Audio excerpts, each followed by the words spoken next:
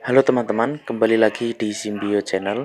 Di kesempatan video kali ini, admin akan memberikan informasi penyebab menurunnya RPM dan CPM yang ada di YouTube kita. Teman-teman perlu kalian ketahui bahwa cara meningkatkan RPM YouTube bisa diakali dengan cara meningkatkan CPM YouTube dulu.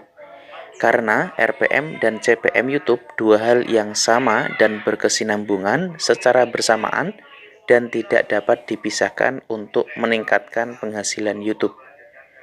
Meskipun berkesinambungan, RPM dan CPM YouTube memiliki metrik pendapatan yang berbeda-beda di analitik YouTube dan harus dilakukan dengan cara yang berbeda-beda juga untuk meningkatkan RPM dan CPM YouTube itu sendiri. RPM YouTube biasanya lebih rendah daripada CPM karena hasil pendapatan RPM dihitung setelah bagi hasil YouTube yang mencakup semua penayangan, termasuk yang tidak dimonetisasi. Jumlah pendapatan yang dihasilkan tidak akan berubah sebagai bagian dari penambahan RPM.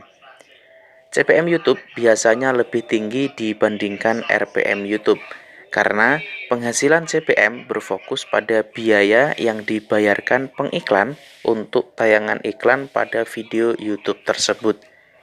Maka dari itu, cara meningkatkan RPM dan CPM YouTube membutuhkan teknik dan cara yang berbeda-beda. Misalkan, channel teman-teman sudah dimonetisasi dan mengaktifkan langganan channel, mengaktifkan super chat dan super sticker. Jika pendapatan teman-teman lebih banyak dari selain penayangan iklan, maka secara otomatis RPM YouTube akan meningkat. Karena RPM merupakan metrik dari hasil pendapatan bersih teman-teman semua.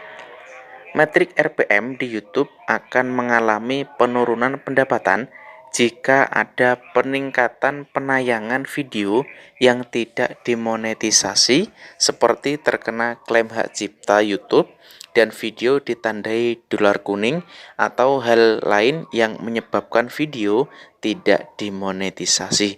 Jadi pada intinya teman-teman yang CPM dan RPM-nya turun, silakan teman-teman cek apakah video-video kalian itu ada dolar kuning atau tidak.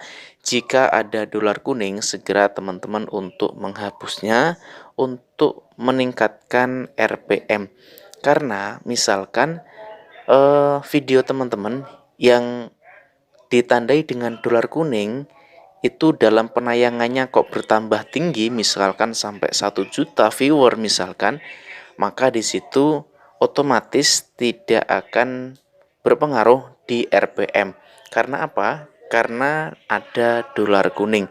Jadi pada intinya meskipun banyak penayangan dari video yang ditandai dolar kuning, itu justru malah bisa menjadikan RPM dan CPM kita turun drastis teman-teman ya.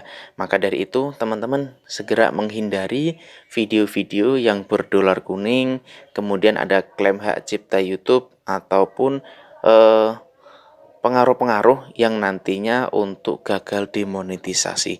Oke, jadi seperti itu teman-teman. Nah, tapi untuk meningkatkan RPM YouTube mungkin di sini kalian bisa mencoba 6 tips yang akan admin sampaikan di sini. Nah, mungkin berikut beberapa praktek terbaik untuk meningkatkan RPM YouTube teman-teman semua ya. Untuk pertama, silahkan teman-teman mengaktifkan monetisasi di semua video. Artinya, semua monetisasi aktif, artinya tidak berdolar kuning ya. Kemudian yang kedua, pastikan mengaktifkan semua jenis iklan. Dan yang ketiga, aktifkan iklan mid-roll ya. Kemudian yang keempat, coba aktifkan fitur monetisasi alternatif lainnya seperti langganan channel, super chat, dan lain-lain. Yang kelima, hindari copyright YouTube. Yang keenam, buat konten yang ramah pengiklan. Jadi seperti itu. Nah, mungkin dari 6 tips atau 6 langkah, 6 cara untuk meningkatkan RPM YouTube bisa teman-teman coba ya. Semoga informasi sekaligus saran dari admin ini bermanfaat untuk teman-teman semua dan terima kasih.